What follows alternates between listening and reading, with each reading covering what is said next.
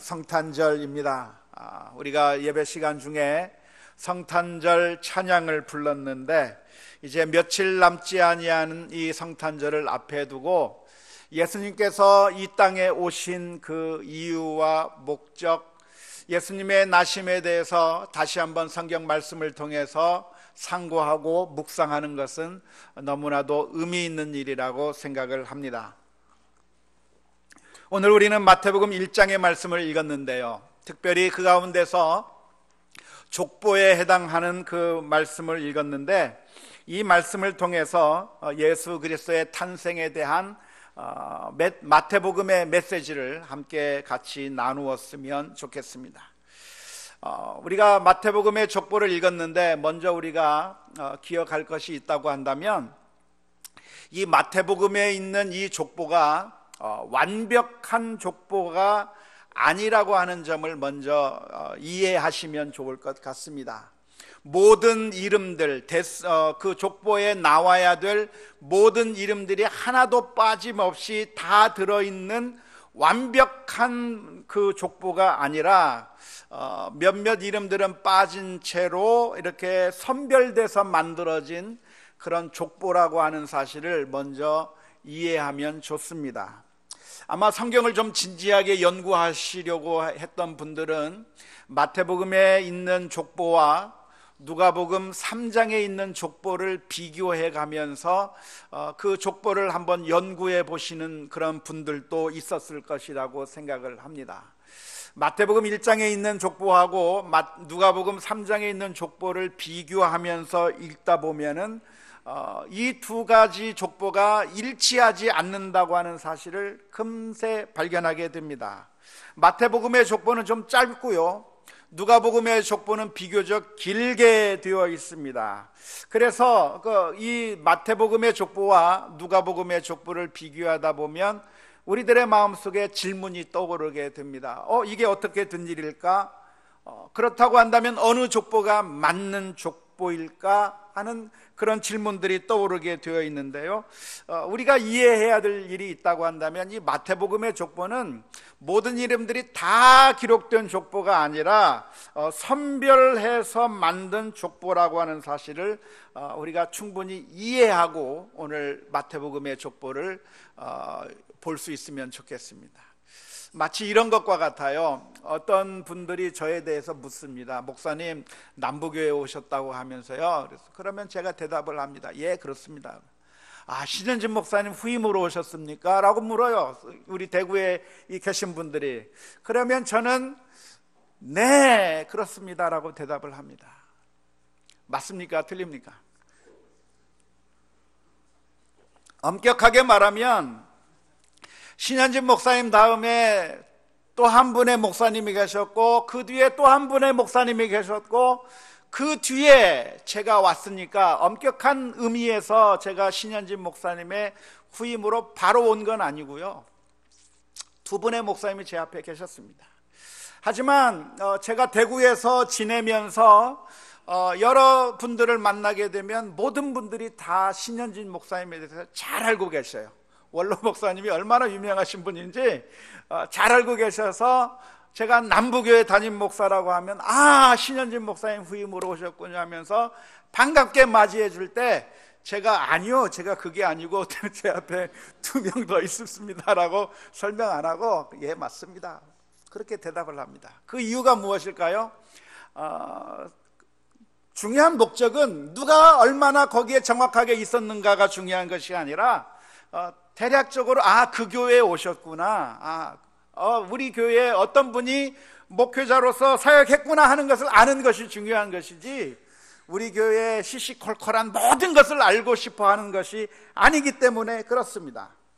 어쩌면 이 족보도 역시 마찬가지라고 볼 수가 있습니다. 마태복음의 족보는 모든 대수를 다 기록한 것이 아니라 그 가운데 선별해서 족보를 만들어 놓은 것이 마태복음의 족보인데, 이 족보를 우리가 보면서 우리가 주목해야 될 것이 있다고 한다면, 무엇이 정확한 족보인가를 알아내는 것보다 훨씬 더 중요한 게 있다고 한다면, 왜 마태복음은 이런 족보를 우리에게 전달하고 있는가 하는 그 의도와 목적입니다.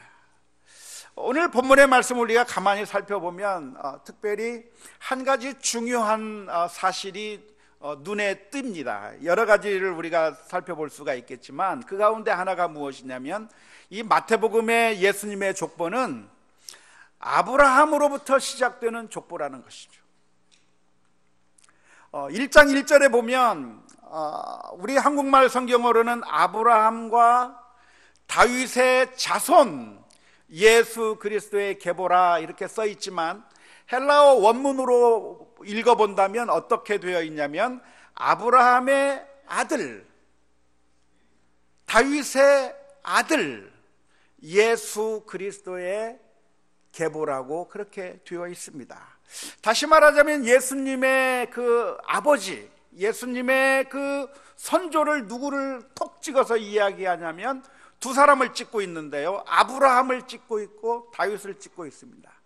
특별히 오늘은 이 아브라함에 대해서 살펴보고 싶은데 이 아브라함으로부터 시작되는 그 계보가 예수님에게까지 연결되었다고 하는 것이고요, 마태복음 1장 2절서부터 시작할 때 어디서부터 시작하냐면 아브라함이 이삭을 낳고 이삭이 야곱을 낳고로 시작해서 아브라함부터 시작되는 이 예수님의 족보를 마태복음에서 기록하고 있습니다.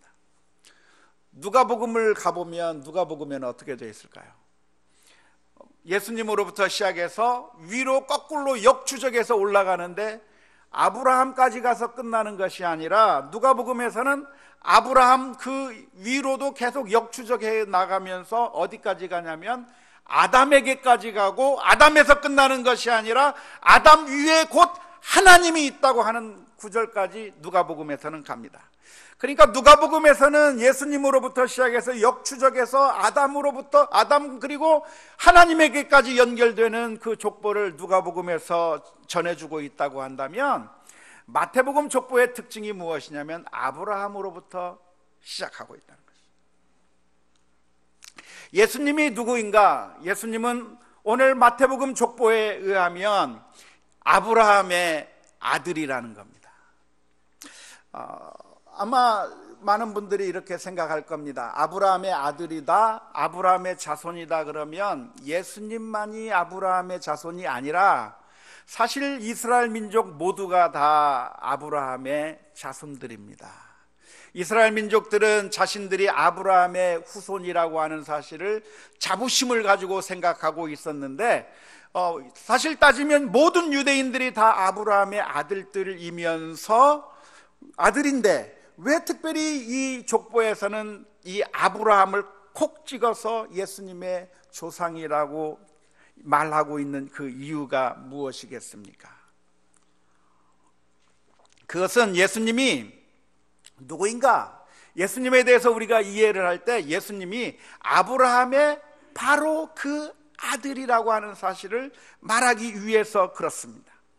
이스라엘 민족 모두가 다 아브라함의 아들이지만 예수님이야말로 진짜, 예수님이야말로 바로 그 아브라함의 그 아들이라고 하는 사실을 마태복음에서 말씀하고 있는 것이죠. 창세기를 읽어보신 분이라고 한다면 아브라함에게 주셨던 하나님의 약속을 떠올리게 될 겁니다. 갈대아 우르 지방에서 아브라함이 살고 있을 때 하나님께서는 아브라함을 부르시면서 약속을 해주셨습니다. 그 약속들이 무엇입니까? 첫째는 내가 너에게 아들을 주겠다. 하나님께서 아들의 약속을 해주셨습니다.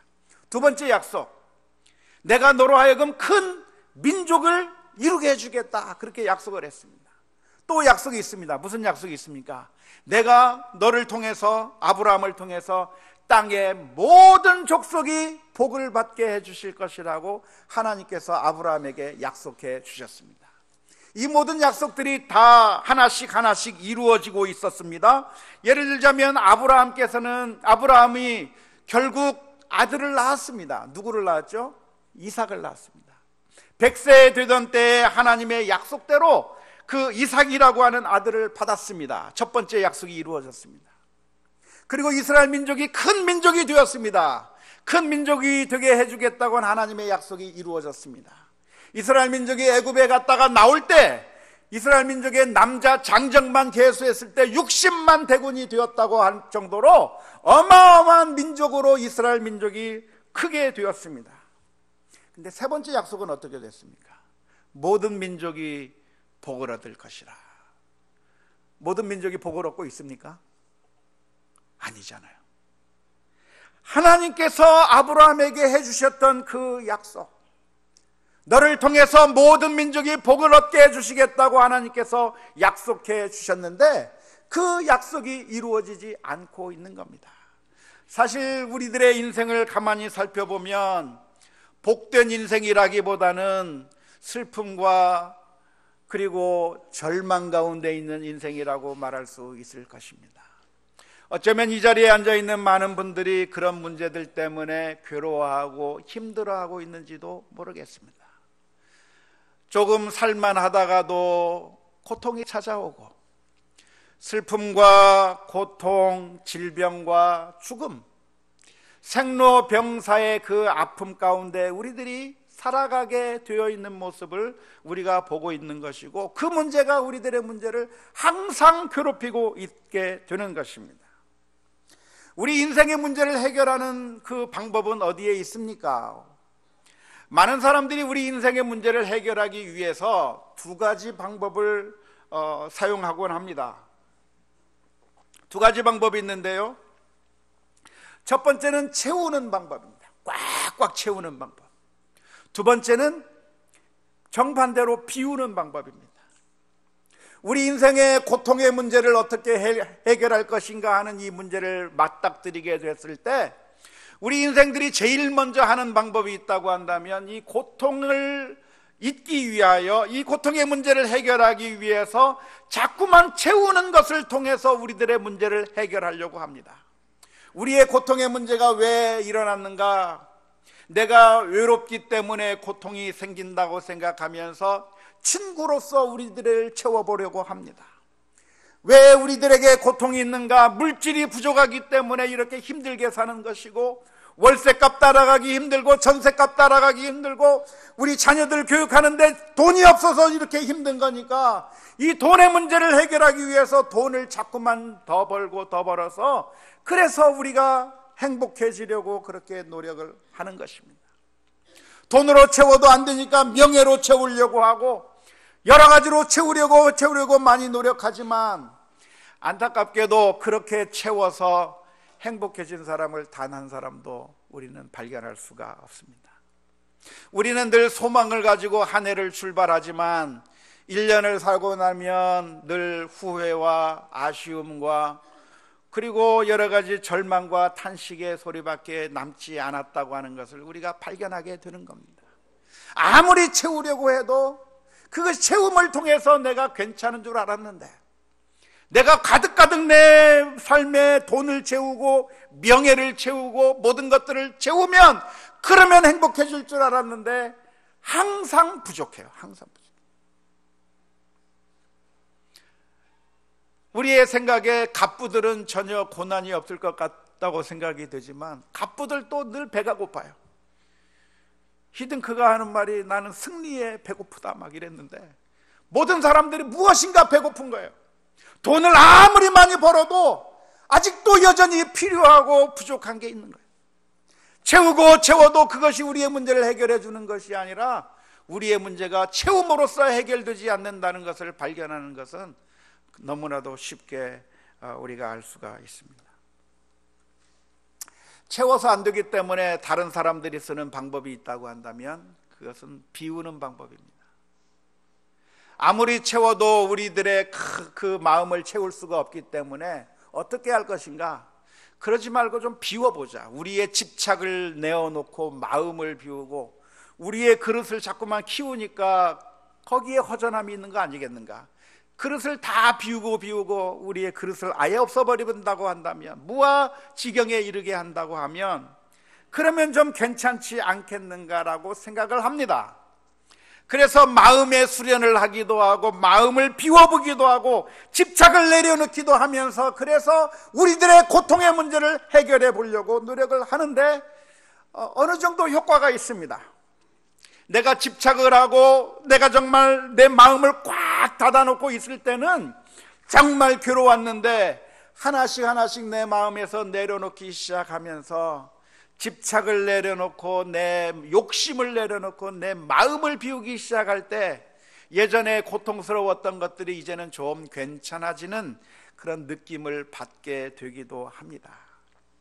하지만 우리의 문제를 비움으로써 해결하지 못하는 것은 채움으로써 해결하지 못하는 것과 똑같습니다. 돈이 우리들에게 약간의 행복과 만족감을 주지만 돈을 아무리 벌어도 우리가 영원히 행복해질 수 없는 것처럼 우리의 마음을 비우면 조금 괜찮아지는 것 같지만 우리의 마음을 완전히 비울 수 없는 것이 우리 인생의 문제가 아닙니까? 내가 지금 아무리 마음을 비우고 다스린다고 해도 우리가 마음의 평안을 얻을 수 있는가? 약간은 가능하겠지만 완전히 가능할 수는 없는 겁니다. 지금 내 남편이 다른 여자랑 바람 피우고 있는데 남편에 대한 집착을 내버리면 그러면 괜찮아집니까? 지금 당장 내가 먹을 것이 없어서 배고파 죽겠는데 배를 꼴꼴 곪고 있는데 그래서 너무 배가 고픈데 마음속에 집착을 버려버리고 내가 더 이상 먹지 않아도 되겠다고 하는 그런 마음을 비우면 내 배고픔이 해결이 됩니까? 내가 질병으로 인해서 병상에 누워 있는데 내 마음의 욕심을 버리고 집착을 버리고 나면 그러면 안 아픕니까? 그러면 질병이 없어집니까? 마음을 비워서 우리의 인생의 문제를 해결하는 것이 조그만 것이고 일시적인 것이지 우리들의 인생의 근본적인 문제를 해결하지 못하는 것입니다. 그런데 오늘 성경 말씀은 예수님께서 아브라함의 아들로 이 세상에 오셨다고 하는 겁니다. 하나님께서 약속해 주시기를 아브라함을 통하여 아브라함에게 이삭을 주고 큰 아들을 주고 큰 민족을 이루게 해주고 땅의 모든 족속으로 모든 족속이 복을 얻게 해주실 것이라고 하는 그 아브라함에게 해주셨던 그 약속에 따라서 예수님이 그 아브라함의 아들로 이 세상에 오시게 되었고 예수님 때문에 우리의 인생의 문제가 해결되고 우리 모두가 복을 받게 해주시기 위해서 예수님께서 오셨다고 하는 그 사실을 믿을 수 있기를 주님의 이름으로 축원합니다. 예수님께서 이 세상에 오신 것은 하나님께서 아브라함에게 해주셨던 그 약속에 따라서 우리들의 인생의 문제를 해결하기 위해서 오셨습니다. 우리 인생의 문제는 채우거나 비우는 것의 문제가 아니라 사실은 하나님과 우리 사이에 그 끊어진 단절된 관계 때문에 문제가 생기는 겁니다. 왜 우리의 인생 가운데 문제가 있는가?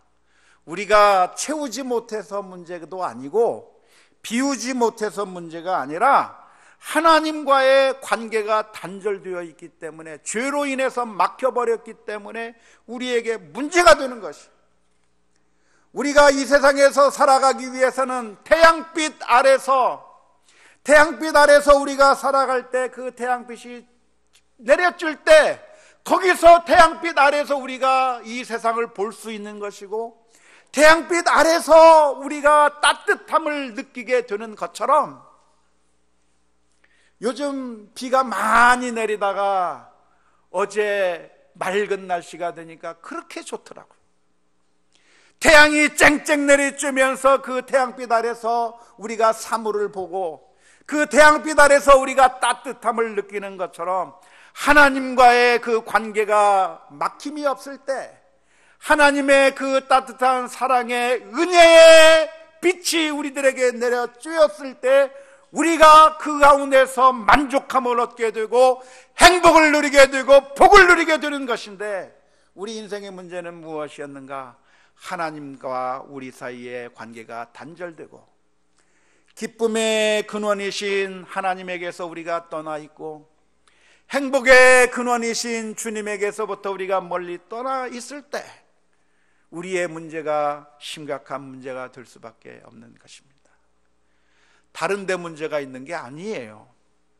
하나님 앞에 서지 아니한 것이 문제인데, 오늘 마태복음에서 말씀하고 있는 이 1장에서 말씀하고 있는 내용이 무엇이냐면, 우리 주님께서, 예수님께서 아브라함의 아들로 오셔서 하나님께서 그 약속해 주신 그 복을 우리에게 주시겠다고 약속해 주시는 것입니다.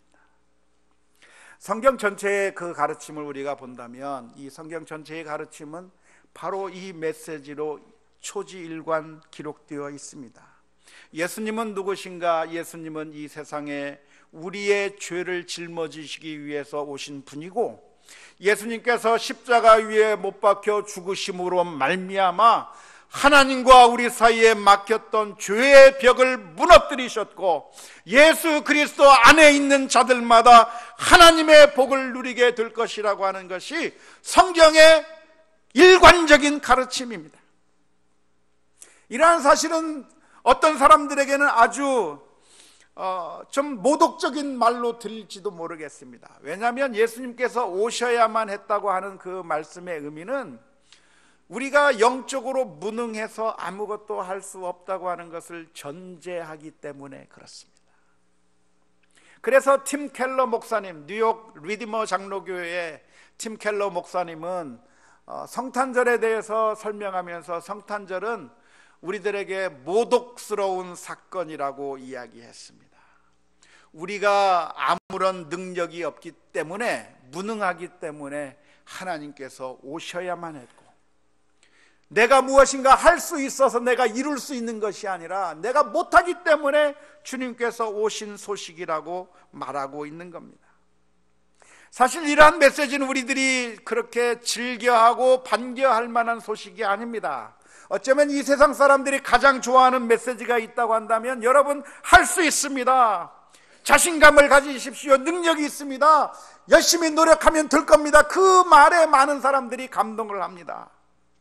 내가 노력하면 괜찮아질 겁니다, 마음을 비우면 괜찮아질 겁니다. 그 메시지가 우리 한국 사회에 강타하고 있습니다.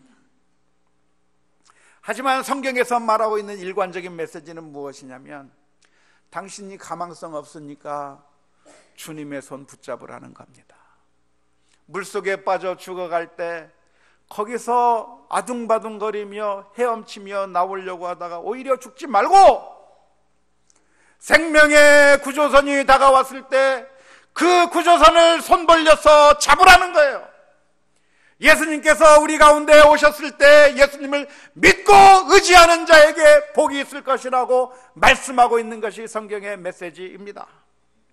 오늘 저와 여러분들은 하나님 앞에 나의 부족함을 인정하고, 주여 나는 죄인입니다, 나는 무능합니다, 하나님 앞에 고백하며 예수 그리스도를 영접할 때 우리에게 소망이 있는 줄로 믿습니다. 사도행전 16장 31절의 말씀,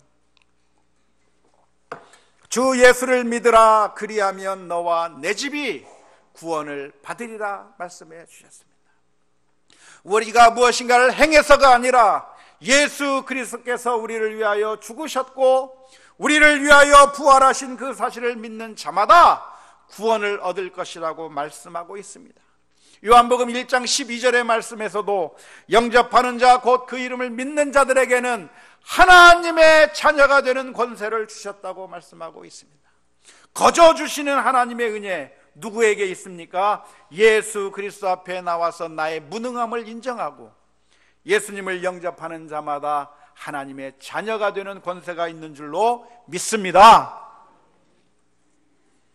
예수님께서 이 세상에 오신 것은 단순히 우리들에게 도덕적인 교훈만을 가르쳐 주시기 위해서 이 세상에 오신 것이 아닙니다.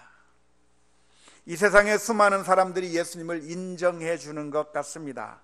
심지어 불교에서도 스님들이 법문을 할 때면 꼭 성경 말씀은 한두 구절씩 들어갑니다.